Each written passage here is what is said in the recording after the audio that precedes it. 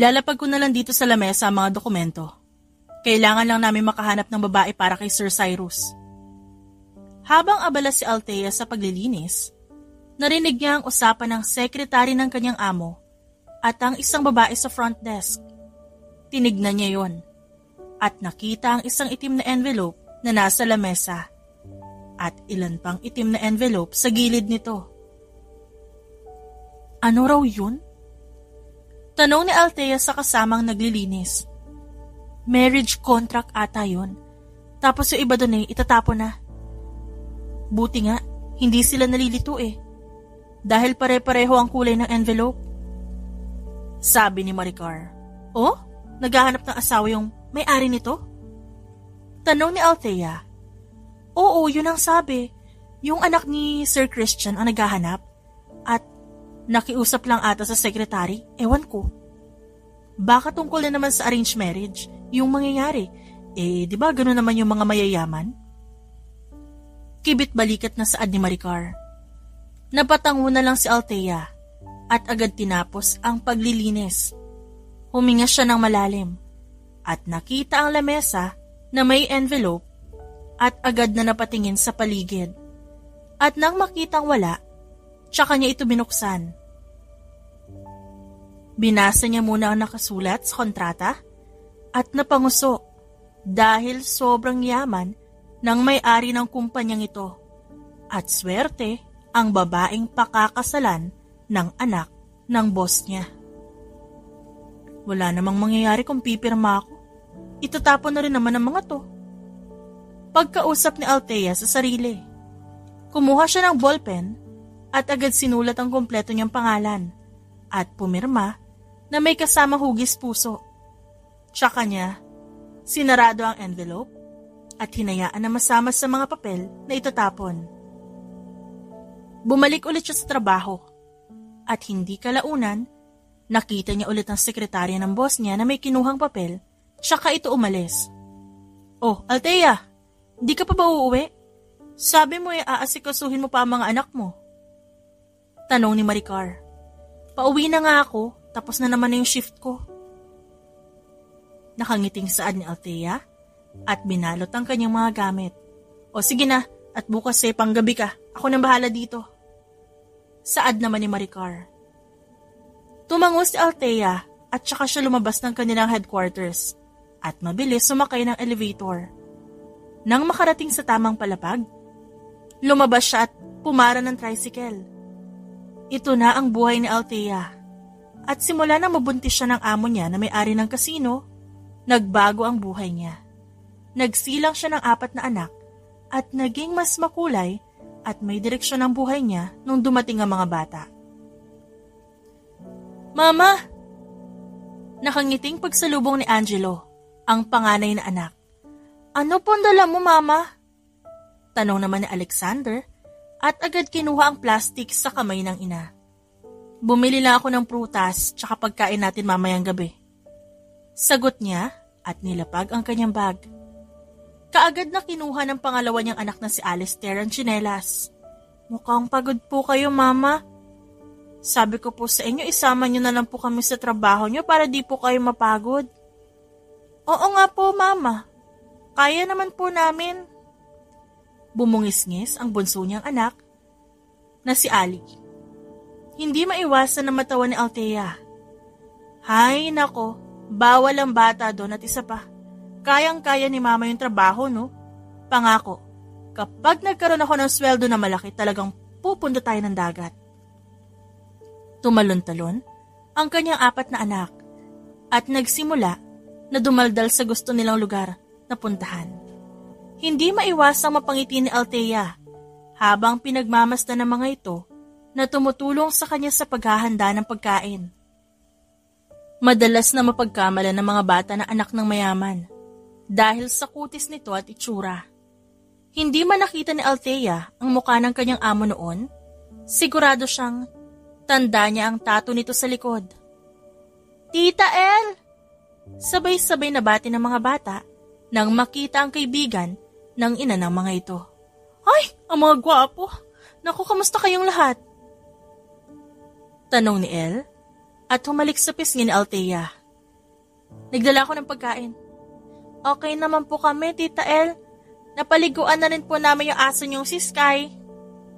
Nakangiting sabi ni Alistair. Sumabay na po kayo sa amin sa pagkain, Tita. Naghanda po si Mama ng adobong manok. Nakangiting sabi ni Ali at kumuha ng plato. Natawa naman ito. Ang mga inaanak ko talaga ay napaka-sweet. Sige, sabay-sabay na tayong kumain. Maging sa pagkainan, hindi matigil ang pagdadaldal ng mga bata. At nang matapos sila, agad namang nag-usap si Althea at ang kanyang kaibigan. O ano, nahanap mo na ba yung tatay ng mga bata? Di pa nga eh. Umalis na ako sa kasino dahil sa takot ko na baka pamilyadong tao yung boss dun. Ayoko maging kabit mo. Sabi niya, malay mo hindi. Tsaka wala ka ba talaga naaalala? Tanong ni Elle sa kanya.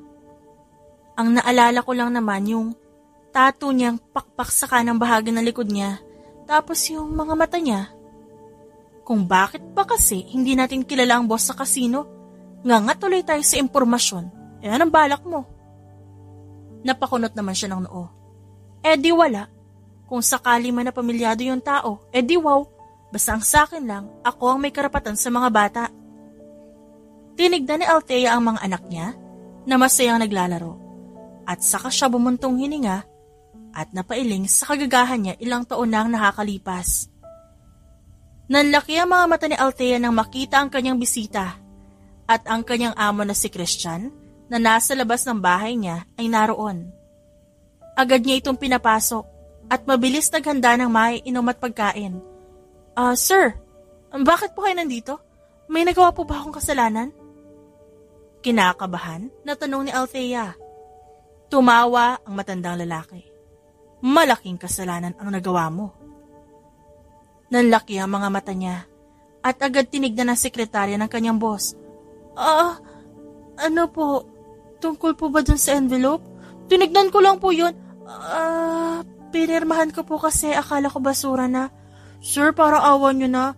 Nag-iisa lang ang trabaho ko na to, kaya please. Althea, hindi ka matatanggal sa trabaho. Tumawa ng malakas ang matanda. Kung ganon, ba't po kayo nandito? Nagkatinginan sila ng sekretarya nito at inilahad ng sekretarya ang isang nakabukas na envelope at nanlaki ang mga mata ni Althea nang makita ang kanyang pangalan at ang pirma niya na may hugis puso pa sa gilid.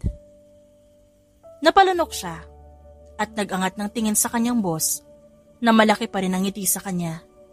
Napirmahan mo ang original copy ng marriage contract na pinadala sa kumpanya para sana sa isang babae. Sabi ni Christian. Sir? Kinakabahan na saad ni Althea. Ngayon na may pirma mo at may pirma ng anak ko, ibig sabihin kailangan mong panindigan. Seryosong sabi ni Christian. Pero akala ko po kasi basura na yan, sir eh. Hindi ba pwedeng palampasin na lang natin to? Hindi pa ako handang magkaroon ng asawa eh. Tsaka sigurado naman ako na may ibang babae pa na gusto ang anak nyo. Too late. My son is expecting you today. Wala nang nagawa pa si Althea, kundi ang suotin ang damit na binigay sa kanya at sumama sa kanyang amo. Kung hindi niya ito susundin, matatanggal siya. Kaya nakanguso siya habang nakasakay sa kotse papunta sa mansyon ng kanyang amo. Ilang oras ang nakalipas, nakita niya ang isang malaking mansyon at napalunok si Althea nang makita ang ilang kotseng nakaparada. Sir, hindi po pa magbabago yung isip niyo? Aksidente lang naman po yun nangyari. Akala ko nga po talaga basura na. Pagpupumilit niya pa. Umiling ang lalaki. This is a big favor, Althea. You have your signature on that paper? As well as my son's signature. Ibig sabihin, silyado na ang kasal niyong dalawa. Napabuntong hininga siya. At agad na sumunod na lang sa matanda papasok sa mansyon. Nawala ang kaninang kaba niya nang makita ang napakagandang living room ng kanyang boss at napakagandang hagdanan. Napawi lang ang kanyang pagkamangha nang makitang lumabas sa kusina ang isang gwapong lalaki. Cyrus, Bati ni Christian sa anak nito. Dad, I thought it was Christine. Tumawa ang matandang lalaki. No, siya ang gusto ko para sa'yo. Besides, she accidentally signed the original copy. Napakurap naman ang mata si Althea at napatingin sa anak ng boss niya. Matangkad ito at mistiso. Malaki rin na pangangatawan at higit sa lahat para itong isang Hollywood actor dahil sa angking kagwapuhan nito. Malabong hindi ito habulin ng mga babae. At ang mga mata nito, tila pamilyar kay Althea. She's Althea. Siya ang magiging asawa mo. Ani Christian. Really? Tanong ni Cyrus. Tingnan mo sir, ayaw niya? Ibig sabihin lang nun, ayaw niya akong maging asawa. Pwede na kayo maghanap ng ibang. Wala akong sinabing ayaw ko. Kumunot ang noon ng lalaki. Pero kitang-kita ko sa mukha mo, ayaw mo. Turo pa ni Althea sa mukha ni Cyrus. Imahinasyon mo lang yon, miss. Isa pa, nagagawa mo pa tumanggi? Really? Hindi mo ba alam kung ba't ka nandito? You signed the contract for marriage at may heart pa. Huwag mong sabihin na hindi mo rin pangarap na makapangasawa ng mayaman. Natigilan naman si Althea. Kahit na. Hindi ko naman talaga gusto tsaka uunahan na kita no. Janitress lang ako. Wala kang yaman makukuha sa akin. Wala ka ni isa makukuha sa akin kaya useless lang ako. Janitress? Tanong ni Cyrus at pinagmasdan ng mabuti ang babae. Oo, may problema ka ba doon? Tanong ni Althea. No, may naalala lang ako. Never mind. So ano nga? Pwede na po ba akong umalis? Kasi isa lang akong hamak na hampas lupa na walang pakinabang sa'yo. Tsaka, si Christine, nasan yun? Tanong ni Althea. Hindi maiwasang matawa ng ama ni Cyrus at mukhang nag-e-enjoy pa ito sa panonood sa pagbabangayan ng mga bata. Tinignan naman ni Althea ang lalaki at nakitang mukhang nag-e-enjoy pa ito habang nakikipag-usap sa kanya. You will stay here. Nakangising sabi ni Cyrus. At bakit? Kasi asawa kita. Pinirmahan mo ang kontrata kaya kailangan mong panindigan ang kasal. Napalunok naman si Althea at agad tinignan ng lalaki na nasa kanyang harapan. Iniisip niya tuloy ang magiging reaksyon ng kanyang mga anak, lalo na ang kaibigan niya. Habang si Cyrus naman, hindi maalis ang tingin kay Althea dahil pamilyar ang mukha nito o baka masyado lang common ang ganda ng babae. Iha, narinig ko may mga anak ka. Po? Gulat na saad ni Althea kay Christian. Ilan ang anak mo? 4 po. Sagot niya at bumaling kay Cyrus saka siya napaayos ng tayo. Ngumiti ang matanda. Ako na magpapaaral sa kanila. Basta pumayag ka lang sa kasal na ito. Isa pa, hindi naman masela ng anak ko sa mga bata. Sa katunayan nga, gusto niya na magkaroon ng anak kaso. Dad. Tawag ni Cyrus. Natigilan naman ang matanda. At kalaunan, napatango habang tumatawa. Sure, ikaw na lang magsabi sa kanya. Paano? Iwan ko muna kayong dalawa at late na ako sa meeting ko kina Mr. Fuentes. Ikaw nang bahala sa kanya, Cyrus, at sa mga bata. Napalunok si Althea at agad tinignan si Cyrus. Pwede niya naman siguro pagtiyagaan na lang, di ba? Mama, ang laki naman ng bahay nila. Pinagmasdan ni Althea ang kanyang mga anak na lumabas ng kotse. Dala ang kani-kanilang mga bag. Agad na sumalubong sa kanila ang sekretarya ni Cyrus na nakangiti. Naglakad sila at hindi maalis ng mga bata ang pagkamangha sa mga disenyo sa labas ng mansyon. Hala, ang daming kotse. Ang yaman naman po nila. Sabi ni Alistair at tinignan ng mga kotse. Tsaka po ang dami nilang kasambahay, Mama. Wow! Sabi naman ni Ali habang hawak ang kamay ng ina. Basta ha, behave lang kayo doon. Maraming babasagin doon, kaya kapag may nabasag, baka pagbayarin pa tayo. Mahinahon na sabi ni Althea. Nang makapasok sila sa loob, nakita ni Althea si Cyrus na nakaabang at tila nagliwanag ang mga mata nito nang makita ang mga bata. Nahihiya pa siya dahil sa suot ng kanyang mga anak. Wow! 4. Gulat na sabi ni Cyrus. Sabi ko naman sa'yo marami sila eh. Napakamot ng noo si Althea. No, it's fine. Ngumiti ang lalaki at agad na lumapit sa mga bata. They're so cute. Isa-isang bumati ang mga bata at kasabay ng pagpapakilala nila. Binalingan nila ng tingin si Cyrus na tuwang-tuwa. Hindi maintindihan ni Althea ang saya habang pinagmamasdan niya ang mga ito. At hindi niya inaasahan na magkakasundo agad ang mga ito. Lalo na si Ali at si Cyrus. Mabilis na naghanda ng pagkain ng mga kasambahay, habang ang mga bata naman hindi maalis ang tingin kay Cyrus na may bahagyang ngisi sa kanila. Hindi ko alam ang paborito niyo pero nagpaluto ako ng pagkain para sa ating lahat. Hindi ko kasi alam na 4 kayo eh. Huwag kang mag-alala, hindi naman sila maarte sa pagkain. Kahit anong klaseng putahe kumakain sila, maliban sa ampalaya. Oh, hindi rin ako kumakain ng ampalaya.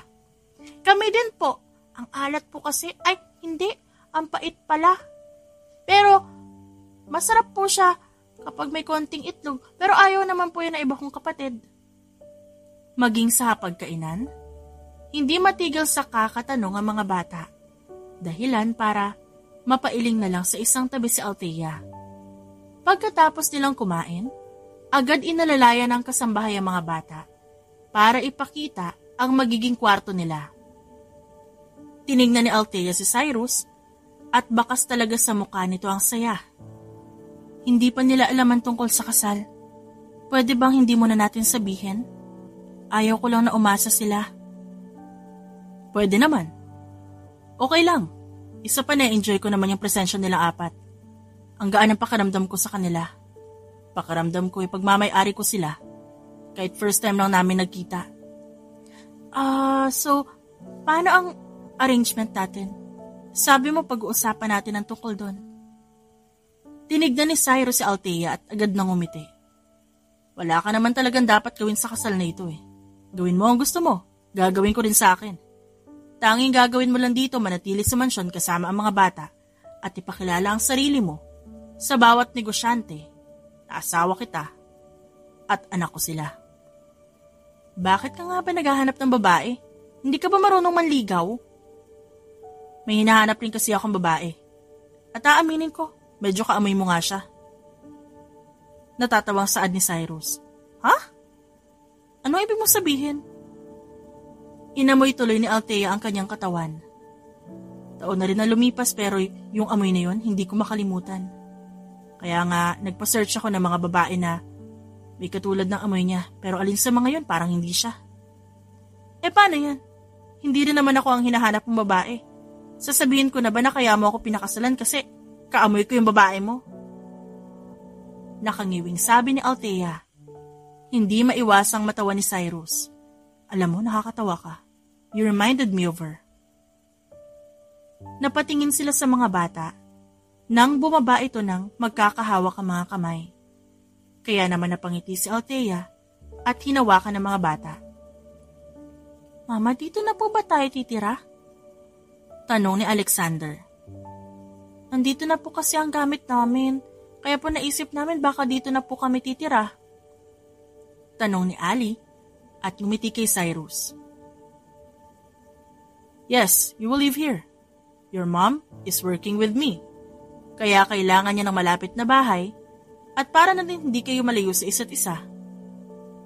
Sagot ni Cyrus at kinindatan si Althea na napalunok. Ang bait niyo po. Nakangiting sabi ni Angelo.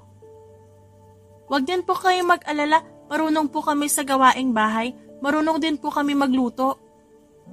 Sabi ni Alistair. Hindi rin po sasakit ang ulo niyo sa amin. Nakangising sabi ni Ali. Tumango naman si Cyrus at ginulo ang buhok ng mga bata. Habang si Althea naman natutuwa dahil sa sinasabi ng kanyang mga anak. Ngunit hindi mawala sa isip niya ang sinabi ng lalaki. Kaamoy niya ang babaeng nakasama nito noon. At taon na rin na lumipas, magmula yon. Kaya, posibleng babalik din yun. Pwede po kaming mag-swimming? Tanong ni Alistair. Pwede niyong gawin lahat ng gusto niyo. Nakangiting sabi ni Cyrus at tinuro ang lalaki sa gilid. Siya si Roy. Siya ang gagabay sa inyo sa lahat ng gusto niyong gawin habang nagtatrabaho kami ng mami niyo. Ano pong trabaho? Tanong ni Angelo. Sekretarya ko ang mami niyo. Nakangiting sagot ni Cyrus at dumikit kay Althea para humingi ng tulong. Tama siya anak. Kailangan ko kasi mag-work ng isa pa para mabili ko yung mga gusto niyo eh. Pero hindi ka po ba mapapagod? Nag-aalalang tanong ni Angelo at hinawakan ang kamay ng kanyang ina. Gusto niyo po ba tulungan ko kayo mama? Kaya ko po magbasa at magsulat. Matalino naman po ako eh. Basta po hindi kayo mapapagod. Natigilan si Althea, ngunit hindi niya inaasahan ang susunod na sinabi ni Cyrus. I will take care of your mom, so you don't have to worry. Tinapik pa nito ang balikat ni Angelo, kaya napatingin siya sa lalaki. Sa pananatili nila sa mansyon ni Cyrus, hindi akalain ni Althea na magiging makabuluhan ang bawat araw na magkasama sila. Napatunayan niya kung gaano kalapit ang mga anak niya sa lalaki at kung gaano na ito kakomportable sa isa't isa. May mga pagkakataon nga na iniisip niya na sana si Cyrus na lang ang ama ng mga bata. Pero malabo. Bye po, Mama! Nakangiting sabi ni Angelo. Mag-iingat sa school ha? Kompleto na ba yung mga gamit niyo? Opo, naghanda po si Tito Cyrus ng pagkain namin. Sabi ni Alistair. Binigyan niya din po kami ng pera. Nakangising sabi ni Ali. Talaga? Nako, huwag kayo masyadong gumastos ha. Baka mamaya kung ano-anong bilihin niyo. Iipunin po namin ito, Mama. Nakangiting sabi ni Alexander at nilagay ang bag sa loob ng kotse. Isa-isang hinalikan ni Althea ang mga anak bago ito inalalayan sa pagpasok sa kotse. Tulog pa ata si Cyrus. Dahil maaga itong naghanda para sa mga bata. Nang makaalis sa mga bata, agad naman siyang nag-asikaso at pinagmasdan ang kabuuan ng bahay. Ma'am, hindi po kayo pwede maglinis. Baka pumapagalitan kami ni Sir eh. Sabi ng isang kasambahay. Bakit? Kaya ko naman magwalis at maglinis ng bahay. Tsaka dati naman akong janitress. Hindi pa rin po ma'am, pasensya na po. Sagot nito sa kanya. At kinuha ang walis na hawak niya. Napatingin naman si Althea sa hagdan at nakita si Cyrus na nakasuot ng formal na damit, kaya napakurap siya. Oh my God, ang gwapo. Morning. Good morning. Salamat pala sa paghahanda ng mga gamit nila Angelo ah. Tuwang-tuwa sila sa mga bago nilang bag. Sabi ni Althea. Ngumiti naman ng matamis si Cyrus. Natutuwa naman ako na nagustuhan nila ang bagong gamit na binili ko. Sabayan mo na ako sa pagkain. Kung hindi mo mamasamain, kung gusto mo na pala magkaroon ng anak, ba't ayaw mo pa magpakasal? Naningkit ang mga mata ni Cyrus, kasabay ng pagngisi nito. Masyado kang kuryoso sa buhay ko, Althea. Kuryoso lang ako sa parte na gusto mo ng mga bata, pero ayaw mo naman magpakasal. Huminga ng malalim si Cyrus. Actually, hindi ako takot na magpakasal, kasi kayang-kaya ko naman. Takot lang ako sa sasabihin ng mga babaeng ikakasal sa akin, o ng taong pipiliin ko. You know, I can't produce a kid because an accident has caused significant damage to my reproductive organs. Ano? Gulat na tanong ni Althea at natakpan pa ang kanyang bibig.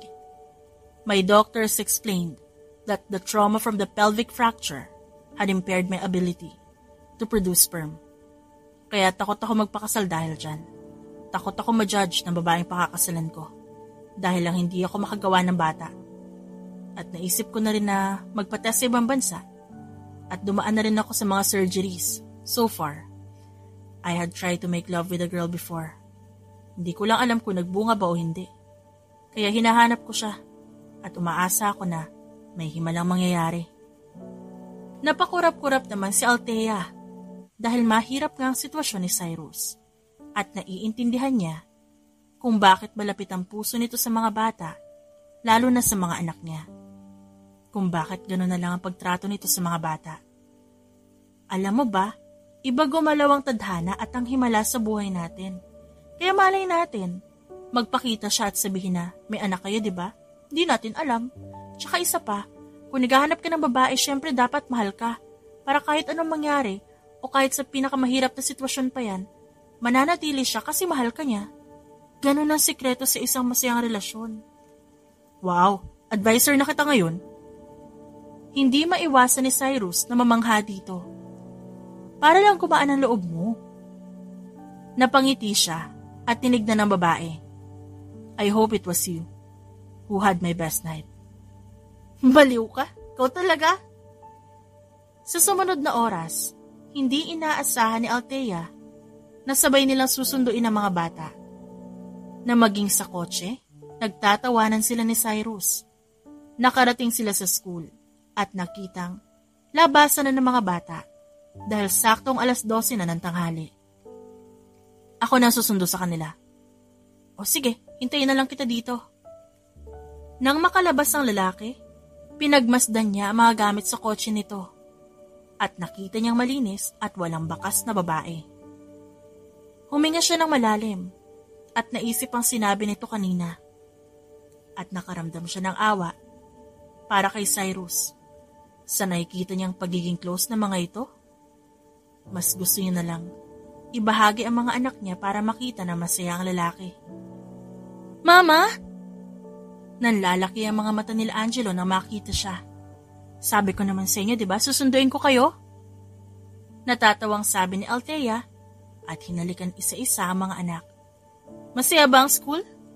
Naglaro po kami, Mama, tapos pa ang dami naming friends. Nakalaro po namin ng PE po namin. Sabi ni Alexander. Gusto rin po kami ng teacher kasi daw po ang talino namin. Pagbibida naman ni Ali. Siyempre, mana-mana lang yan. Natatawang saad ni Althea. Masaya silang bumiyahe at agad nakaramdam ng kasiyahan dahil sa naging pag-uusap nila Althea. Nakaramdam din siya ng kakaibang kapayapaan dahil sa tawanan at pag-uusap ng mga bata. Pakiramdam niya tuloy na kumpleto na ang nawawalang bahagi ng puso niya. Tito Cyrus, thank you po. Yumakap si Alistair. Oo nga po, salamat po ng marami. Ngumiti si Angelo at yumakap sa braso ni Cyrus. Huwag ka pong mag-alala, aalagaan ka rin po namin katulad ng pag-aalaga niyo sa aming apat at kay Mama. Nakangiting saad ni Alexander. Napangiti naman si Althea. Ganyan sila magmahal at asahan mo hindi nila babaliin ang pangako nila. Napangiti si Cyrus at masayang niyakap ang mga bata na para bang pagmamay-ari niya ang mga ito. Abala ang lahat sa gaganaping event dahil nakakuha ng malaking sale ang kumpanya ni Cyrus at nakuha din nila mga big client sa ibang bansa.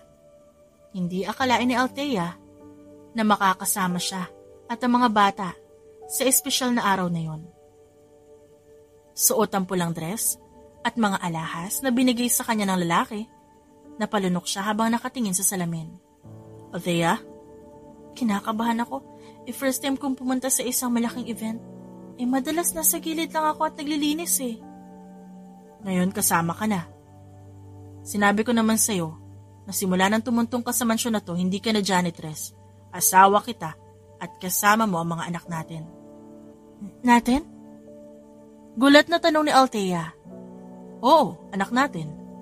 Para ko na ring anak ang mga bata. Kayong 5. Napaka-importante niyo sa akin. Binigyan niyo ako ng masayang buhay at pag-asa.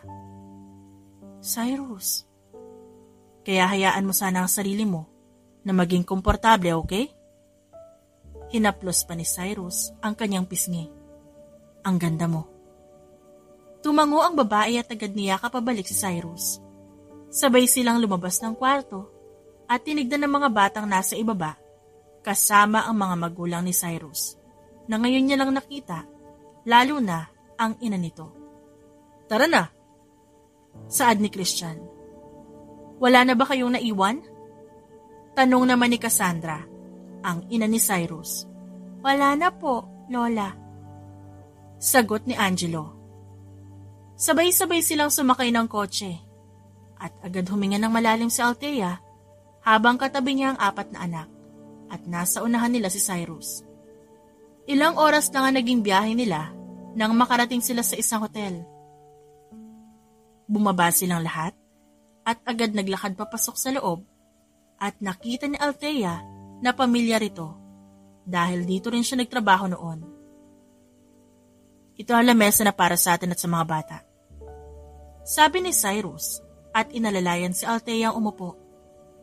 Dito ako nagtrabaho dati, kaya masasabi kong malinis at maayos ang lugar na to. Nakangiting sabi ng babae. Oh, kami rin na may-ari ng hotel na to. Hindi ko alam na dito ka nagtrabaho noon. Napatawa naman si Althea. Actually, marami na ako naging trabaho at naging janitress ako sa iba't ibang lugar. Ang casino lang talaga ang hindi ko makalimutan. Pero nakaraan na yun. Mas importante ang ngayon. Nagsimula na ang event. Tahimik na nakinig si Althea habang ang kanyang mga anak na mamangha kay Cyrus na nagsasalita sa unahan. To my kids, thank you for being here today with your mom. Tinawag niya po ba kami? Tanong ni Ali. My kids daw eh. Tayo yun. Nakangiting sabi ni Angelo at pumalakpak. Ang sweet naman po ni Tito Cyrus. Natatawang saad ni Alexander. Kaya dapat maging sweet din kayo sa kanya. Sa mga sumunod na oras naman, nagsimula ng kumain ng lahat. Ngunit ang mga bata, may kanya-kanyang gustong gawin. Hinayaan ni Althea ang mga ito at siya rin ay tumayo para kumustahin ang mga dating kaibigan na janitress. Uy, Jobel, kamusta kayo? Huwag mo kaming kausapin, Althea. Sagot nito. Hindi kailan nun pwede makipag-usap ang janitress sa mga mayayaman.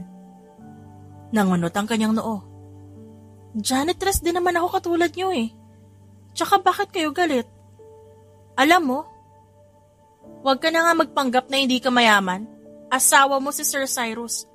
Mayaman ka na rin katulad nila. Ngayon, huwag kang umasta na kaibigan mo kami, okay? Sabi naman ni Bea. Pero kaibigan ko pa rin naman kayo ah. At di naman ako mapagmataas tulad ng iba ah. Ano ba nangyayari sa inyo? Layuan mo na lang kami.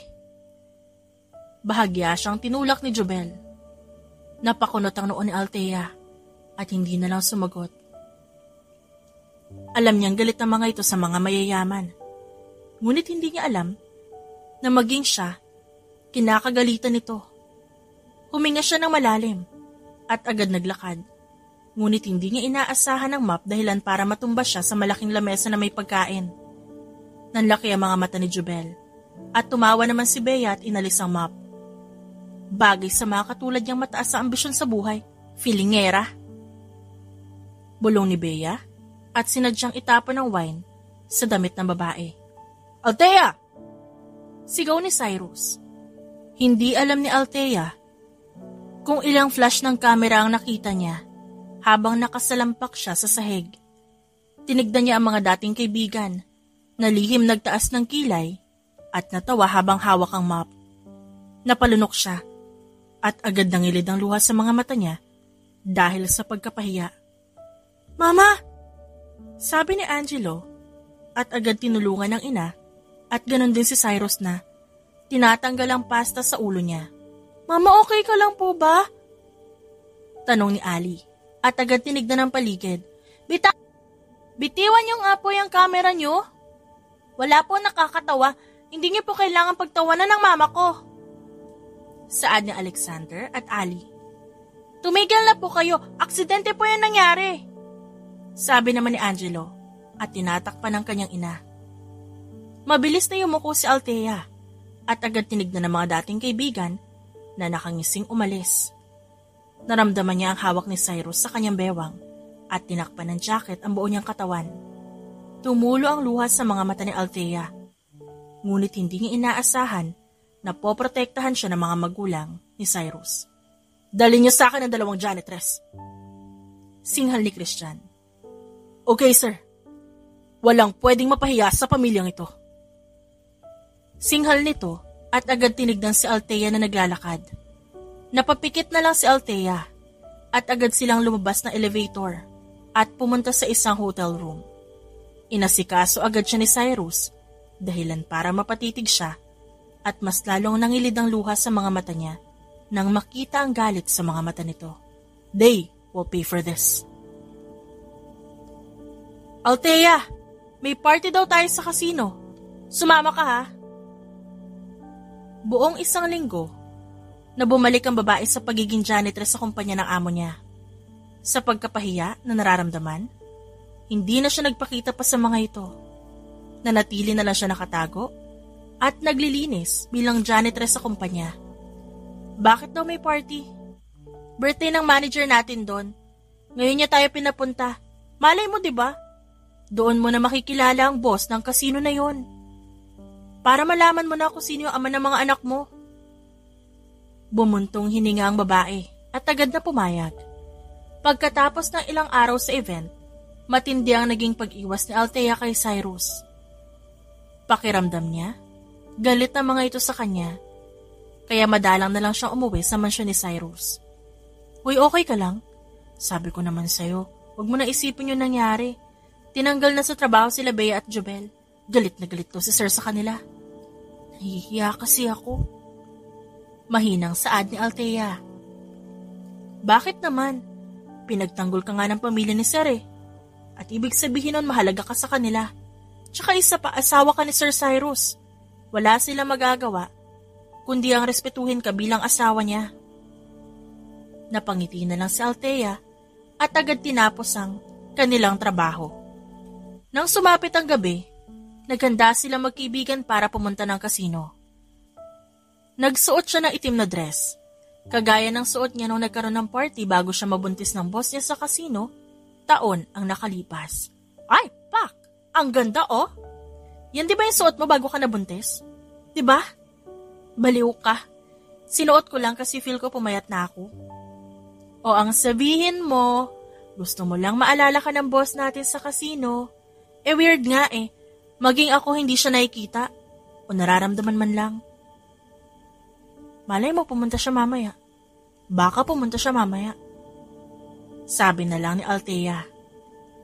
Sa sumunod na oras naman, pumunta na sila sa kasino at natawa si Althea na makita ang manager nila. Ito ang nakakaalam sa itsura ng boss nila, ngunit nakalimutan nito sabihin sa kanila. Nagkasiyahan silang lahat at nag-inuman, dahilan para panandalian na nakalimutan ni Althea ang nakaraan. Uy, si Sir Cyrus, sabi ni Maricar. Bakit siya nandito? Makikiparty yata? Tumatawang saad ni Elle na umiinom ng red wine. Napalunok si Althea at nakitang kasama nito ang mga security guards, kaya nangunot ang noo niya. Hinayaan niya ang lalaki at nagtawanan sa mga kasama niya. Baka nga nakiparty lang ito o kaya naman may meeting. Kumusta ang mga anak mo? Tanong ni Maricar. Okay naman sila, nag-aaral na mabuti. Malay mo, mayaman na nakabuntis sa'yo at gwapong lalaki. Sana nga, di ba? Natatawang saad ni Althea. Bakit? Hindi mo pa alam kung sino ang ama ng mga anak mo? Tanong ng manager nila na si Betty. Hindi nga eh, alam mo ba? Aba, ako ba yung nakasama mo? Sa akin mo tinatanong, inuuna mo kasi ang kalandian mo. Natatawang sabi ni Betty. Nagtawanan naman silang lahat at napailing naman si Althea. Nagsimula silang magbukas ulit ng wine at nakita niya naman si Cyrus, ngunit pamilyar ang suot nito o baka naman namamalikmata lang siya. Huminga ng malalim si Althea at agad na uminom ng wine. habang iniisip kung saan niya nakita ang damit na yon. May business meeting ata si Sir Cyrus Tanong ni Maricar. Baka nandito yan para i-check ang mga gamit. Nagpaalam naman ako sa kanya, kaya okay lang na mag-party-party tayo dito sa VIP room. Hoy Betty, kilala mo ba may-ari ng casino na to?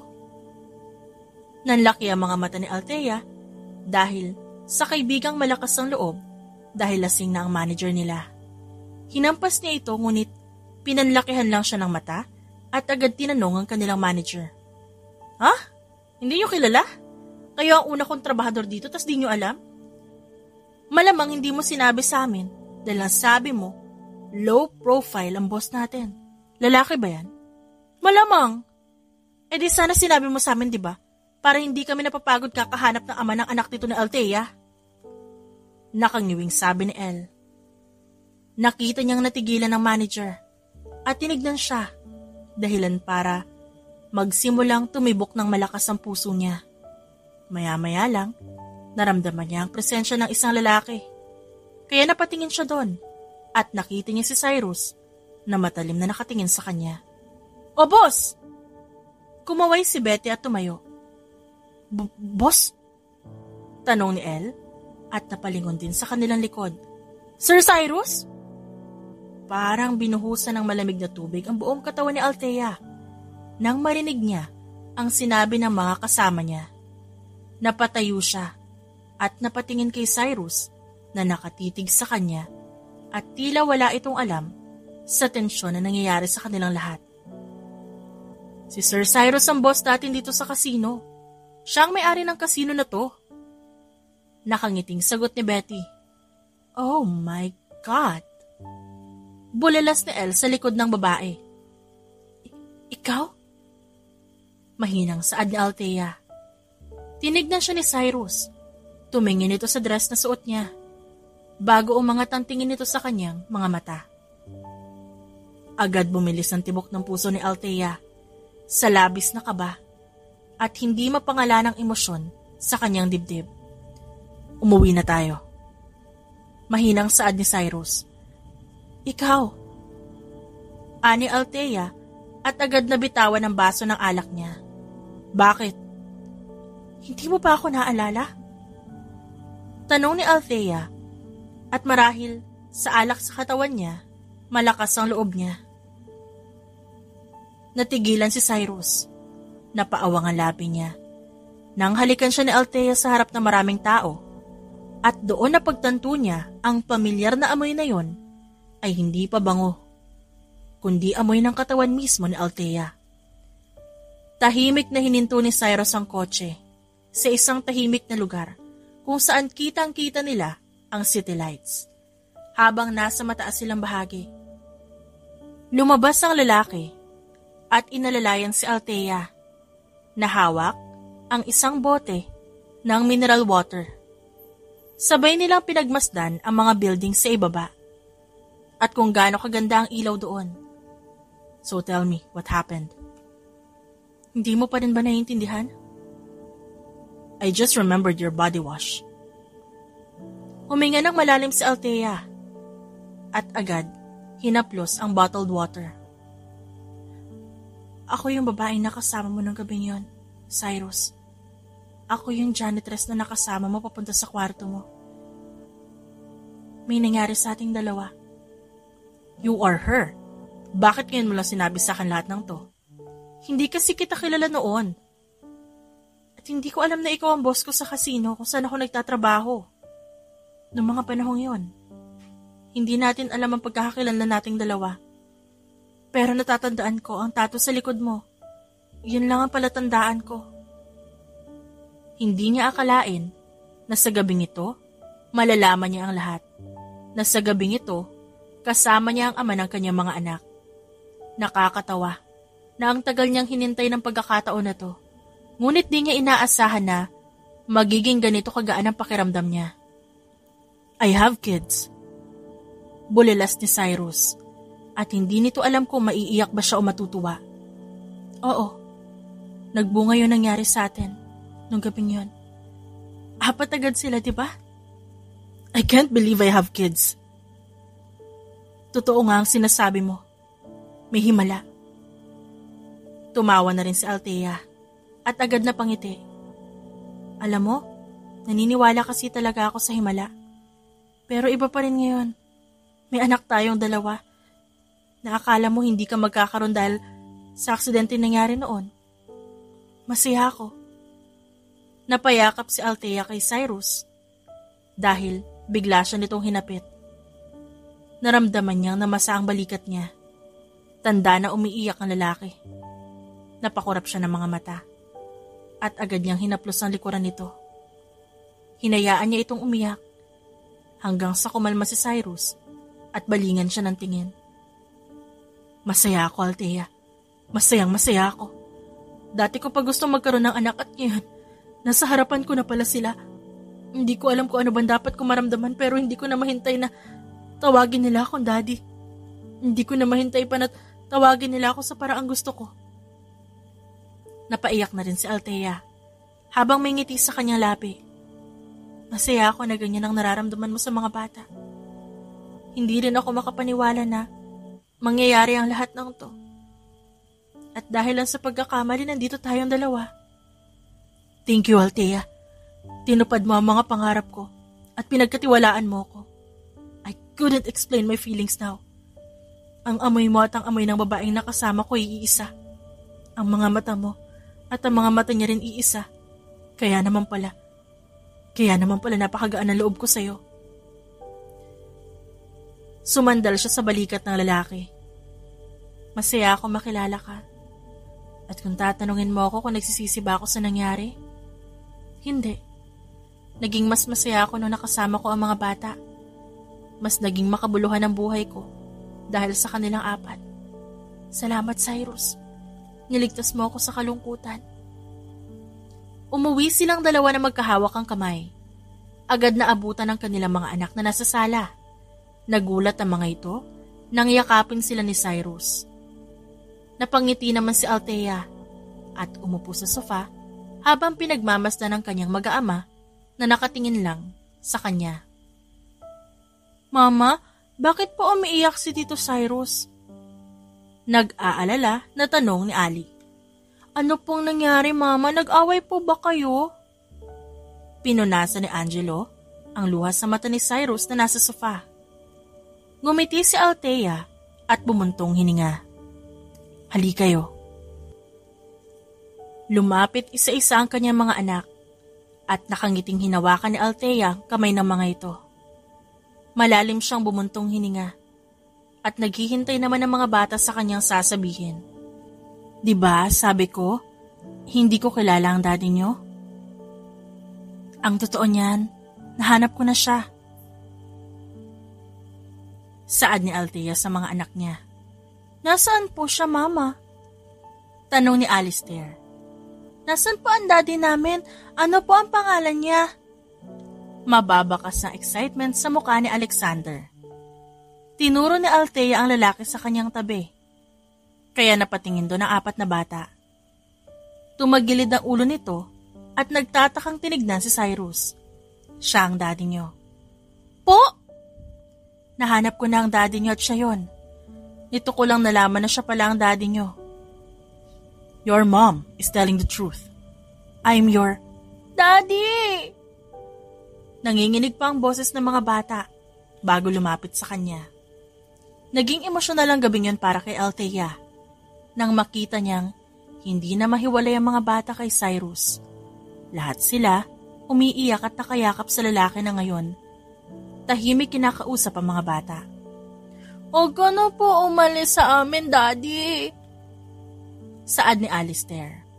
Ayaw po namin na umalis ka. Dito ka lang po. Yumakap si Alexander sa braso ng kanyang ama. Hindi niyo alam kung ilang taon ako naghintay na mangyari to. Dito lang kayo. Walang aalis. Opo, Daddy. Napangiti si Althea at agad niyakap ang kanyang pamilya. Sama-sama tayong lahat. Sama-sama tayong lahat at di na maghihiwalay pa. Sa sumunod na araw, naging abala silang lahat. Dahil simula na malaman ni Cyrus na anak niya mga bata, dali-dali itong pumunta sa pribado nilang doktor at sinabi ang magandang balita. Tuwang-tuwa ang pamilya nila dahil sa naging progress ng surgery nito na nagkaroon ng bunga ang kanilang pagsasama. Saan po tayo pupunta, Mama? Tanong ni Angelo. Sabi niyo gusto niyong pumunta sa park, then pupunta tayo doon. Wow, talaga po? Mukhang masaya po yun ah. Ngiting-ngiti na saad ni Alexander. Hintayin lang natin ang dati niyo. Nang makapagbihis silang 5, hinintay nila si Cyrus. At nang makita nila ito, tsaka sila umalis. Nang makarating sila sa park, hindi na mapakali ang mga bata at agad lumabas ng kotse. Napailing na lang si Althea at agad na tinignan ng mga bata na tumatakbo at naghahabulan kasama ang ibang bata. Hindi pa rin ako makapaniwala na hanggang ngayon. Nangyayari to sa akin. Akalain mo? Isang himala na magkaroon pa ako ng anak at 4 pa. Naiiling niyang saad. Di ko na nakalain na 4 silang mabubuo. Akala ko talaga, 1 lang o 2. Alam mo, sa awa ng Diyos, naipanganak ko sila ng maayos. But I know for sure you suffered. Wala ako sa tabi mo nung buntis ka. Wala rin ako sa tabi mo nung nanganak ka. Hindi ko alam kung anong buhay mo nun. At kung sana hindi kita hinayaan na mawala sa akin. Cyrus. Nangyari na. Althea, no. Dapat nasa tabi mo ko ng mga panahong yun at inalagaan kita. Ang mahalaga naman ngayon, ipakita mo at iparamdam mo sa mga bata ang pagiging ama mo. Naramdaman ko ang pagmamahal mo sa kanila at naramdaman ko ang kagustuhan mo makabawi sa kanila. Para sa akin, yun ang pinakamagandang blessing. You know what, Althea? You are so kind and genuine. I like that. Basta wag mo na isipin yun. At baka makaapekto pa sa mga bata. Hayaan mo na lang ang sarili mo na maging masaya at maging malaya sa isipin na hindi ka na magkakaroon ng anak pa. Nandito na sila, Cyrus. At ako, nandito ako. At kagaya ng ginagawa mo, aalagaan din kita. Marahang umusod ng upo si Cyrus, palapit kay Althea. Inilapit niya ang mukha dito at marahang hinalikan sa labi ang babae. Tumugon naman doon si Althea. Nagkatinginan pa silang dalawa bago nila pinagbasda ng mga bata. Angelo! Sigaw ni Althea. Mama, si Kuya! Sigaw ni Ali habang umiiyak. Ano nangyari? Nauntog po si Kuya. Tinulak po siya ng batkit kanina. Sumbong ni Alexander. Ano? Mabilis nilang dinala sa ospital ang panganay nilang anak at hindi maalis ang luha sa mga mata ni Althea habang nakatingin sa kanyang anak.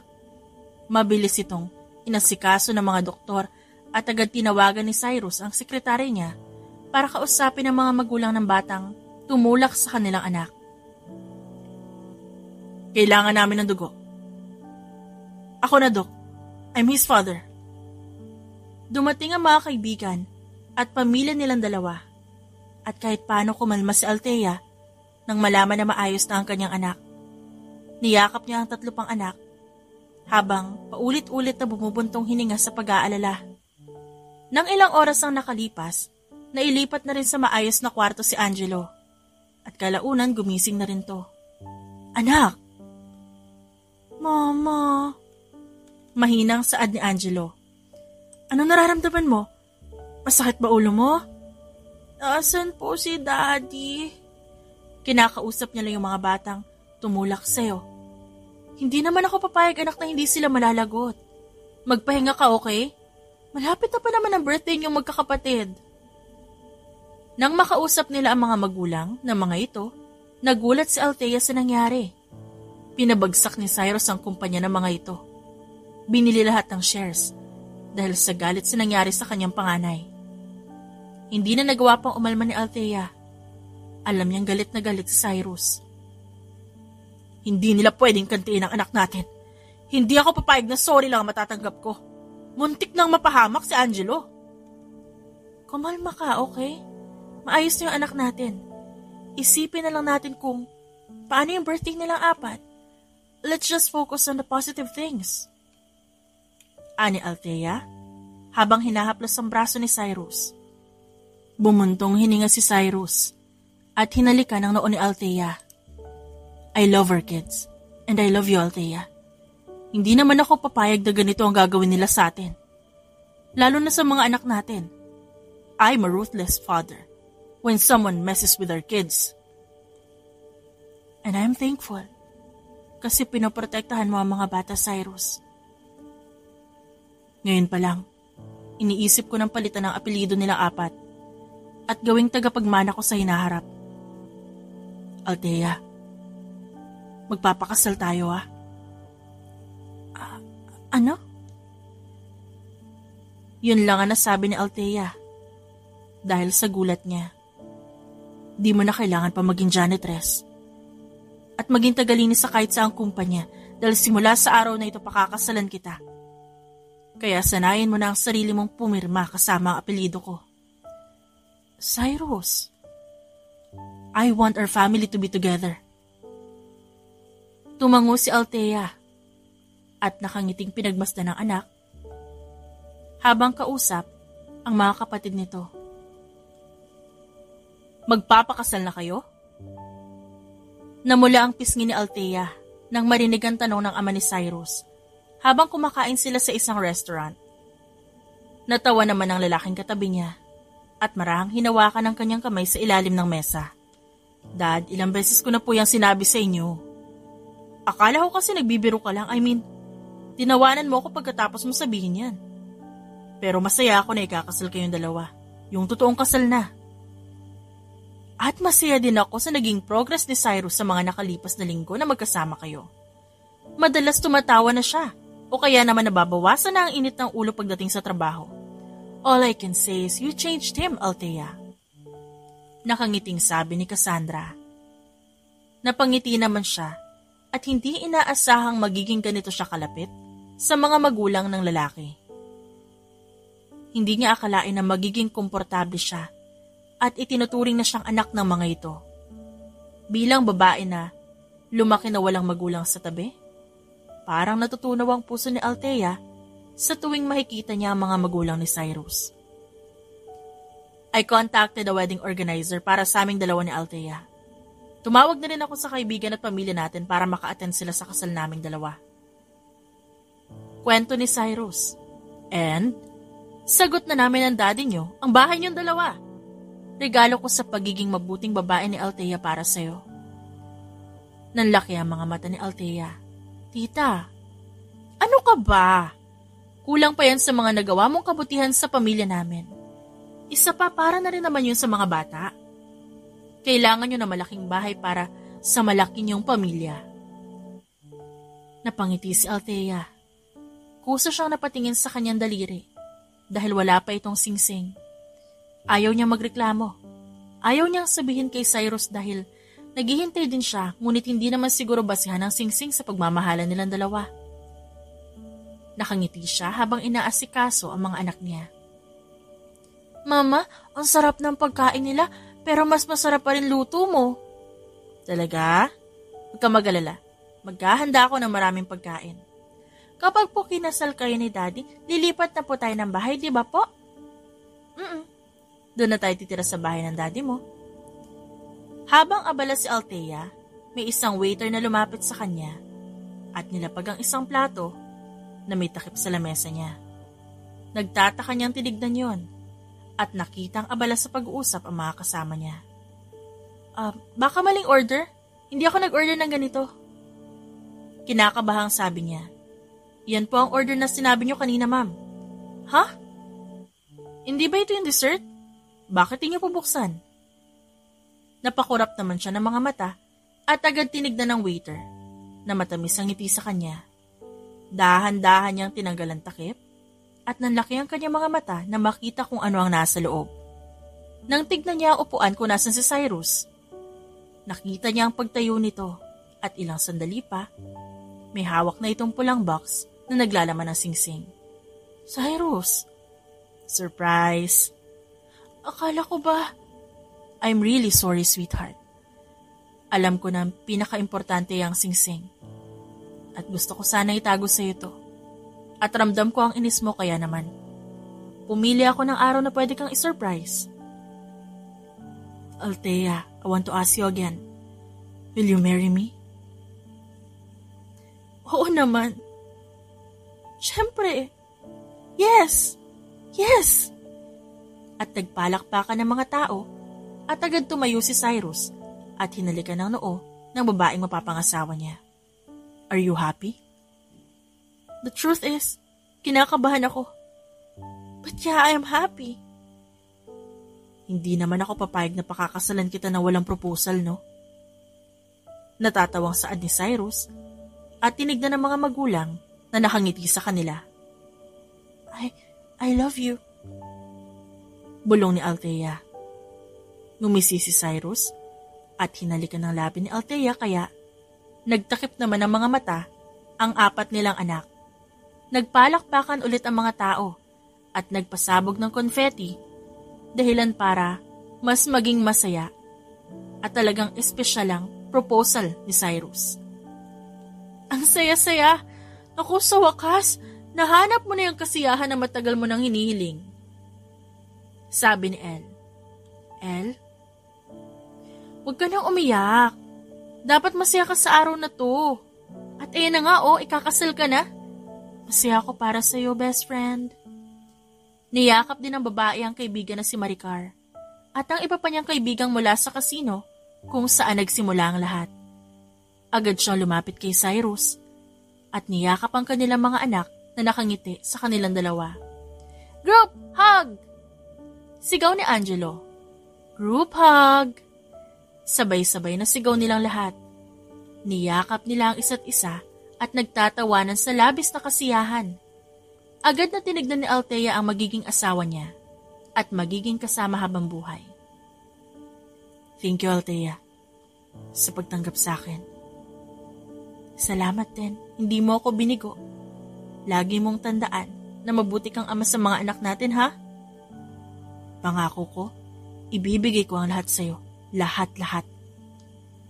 Ngumiti ng matamis si Althea at agad niyakap ang lalaki at pinagmasdan ng mga anak na nakangiting nakikipaglaro sa mga matatanda. Years later, buong araw na nagtatrabaho ang mga anak ni Althea. Kaya naman eto siya, nagluluto ng pagkain para sa kanyang anak at asawa. Ngayong nasa tamang edad na ang mga ito, ang dalawang anak niya may asawa at girlfriend na. Habang ang dalawa naman, nananatili sa kanyang puder at ayaw pang mag-asawa. Mama, wala pa ba sila kuya? Birthday mo po ngayon ah. Tanong ni Alistair at tinulungan ng ina sa paghahanda ng pagkain. Tsaka po, bawal ka pa kumilos, kakapanganak mo pa lang po. Nako, okay naman ako. Kayang-kaya ko ang gawaing bahay kasi nandito pa rin kayo. Papagalitan po kami ni Daddy eh. Nakangusong saad ni Ali. Nakapapasok lang ng bahay. Ay, kaya ko na. Bantayan nyo na lang ang kambal. Sa ilang taon na mag-asawa sila ni Cyrus, nadagdagan pa sila ng dalawang anak. Ilang taon din silang nagtiis na hindi muna magkaroon ng anak para bantayan ng mga bata. Ngayon na malaki na ang mga ito at may kanya-kanya ng buhay, lalo na ang panganay niyang may asawa na. Oh, Mama! Nanlaki ang mga mata ni Alexander kasama ang nobya nito. Anong ginagawa mo? Ba't kayo kumikilos? Ayan na si Kuya, lagot ka dyan. Sabi ni Alistair, habang marahang dinuduyan ng kapatid. Akala ko ba mamayang gabi pa kayo? Tsaka akala ko nakalimutan mo ang birthday ko. Tanong ni Althea. Mama, hindi ko po kayo makakalimutan maging birthday nyo kasi mahalaga kayo sa akin. Napanguso naman si Althea at malambing na niyakap ang anak na mas matangkad pa sa kanya. Ngumiti siya dito, pati sa nobya nito. Gusto niya na simple lang ang birthday niya at sila-sila lang ang nasa mansyon. Ngayon, na ilang linggo pa lang pagkatapos niyang mga anak, gusto niyang nasa mansyon ng mga bata. Tsaka ang dami po naming biniling regalo para sa'yo. Maging si Ashley, ang dami niya ring binili para sa kambal. Tita, baka mabinat po kayo. Nag-aalalang sabi ni Ashley. Okay lang talaga ako. Walang-wala ito na ipinanganak ko yung 4 na yan. Ako lang mag-isa na kumikilos, no? Sa ilang taon din na nagsama sila ni Cyrus, laking ginhawa niya na marunong na ang 4 niyang anak sa negosyo. Mas lalong gumaan ang negosyo ng kanyang asawa dahil matalino at masipag na sila Angelo at Alexander. Habang ang natirang 2 naman, nagtayo ng kani-kanilang negosyo dahil malas daw sila sa pag-ibig at ayaw pa mag-asawa. Happy birthday, Mama! Nakangiting bati ni Angelo kasama ang asawa. Angelo! Nalaki ang mga mata ni Althea nang makita ang panganay na anak. Siyempre, hindi ko pa makakalimutan ang birthday niyo. Napaiyak na doon si Althea nang makita ang mga bata. Kung noon, maliit pa ang mga ito, ngayon mas malalaki pa sa kanya. Dala ng mga ito ang kani-kanilang regalo kaya tuwang-tuwa si Althea. Daddy, ang kulit ni Mama oh. Sabi po namin wag na siyang kumilos eh. Sabi ni Ali. Kumilos ka na naman? Ano ba ang sabi ko, sweetheart? Di ba bawal ka pang kumilos? Lalo na't ilang linggo pa lang? Hay nako, ang tigas talaga ng ulo. Nag-aalalang sabi ni Cyrus at hinawakan ng bewang ng asawa. Cyrus, okay ako. Malakas pa naman ako, no? Ikaw ito matanda na. Dapat nagpapahinga ka na at hindi puro trabaho. Ay nako, dapat sa'yo. Kinukulong sa kwarto dahil ang tigas ng ulo mo. Napapailing na saad ni Cyrus. Tama na yan. Birthday na birthday ni Althea, pinapagalitan mo. Sabi ni Christian na may dalang tungkod. Tama yan, Dad. Tama. Tumatango-tango na saad ni Althea at malakas tumawa. Sa gabing yon, ipinagdiriwang ni Althea ang kanyang kaarawan. At masaya-masaya siya dahil kumpleto silang lahat. Masaya ka po ba, Mama? Nakangiting tanong ni Alexander habang yakap ang ina. Masaya ako kasi nakita ko kayo ulit.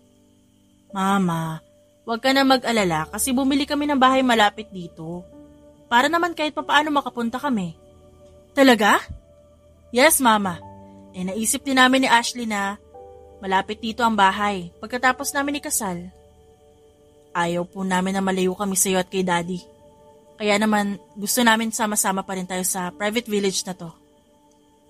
Mas lalong napaiyak si Althea at niyakap ang kanyang anak, maging ang kanyang asawa na nasa kanyang tabi. Naku, pinaiyak niyo na naman ang mama niyo. Dad, kahit sa chat pa umiiyak yan si Mama eh. Pang-aasar ni Angelo. Gusto niya agad ako umuwi kasama si Fatima. Basta ang mahalaga, magkakasama tayo. Ang mama niyo, ayaw na hihiwalay sa inyo. Dahil kayo ang kasama niya noon bago ako dumating. Tumango naman ang mga bata kay Althea at nakangiting pinagmasdan ng ina na nakatitig sa kanila. Niyakap nila ito at natawa dahil umiiyak pa rin si Althea. Mahal na mahal ka namin, Mama, kaya hindi ka namin iiwan. Kaya nga po, ikaw ang nag-iisa naming Mama at nag-iisang Reyna. Sabi ni Angelo. At humalik sa noon ng kanilang ina. Ikaw ang Reyna ng aming tahanan habang buhay, Ma. Nakangising saad ni Alistair at yumakap na rin. Napatawa naman si Althea at napailing ng bahagya. Hindi niya inakala na ganito hahantong ang takbo ng buhay niya. Mahal na mahal niya ang pamilya niya at mahal na mahal din siya nito. Ang pamilya na inalagaan niya sa loob ng maraming taon. The end. It's shoutout time! Shoutout kina Rosemary Dranida, Carmelita Mendoza, Nathan Canada, Margier Tagiyam, Mary Tauring, Cleo Kawaling, Lea Jane Itulid, Leonil Aparea, Venia Manangan, Crescanta de la Cruz, Menita Diwata, Miss Joanne, Cyrelyn Cabello, Elianda Cortez, at Teresita Gragasin. Maraming salamat po sa inyong lahat.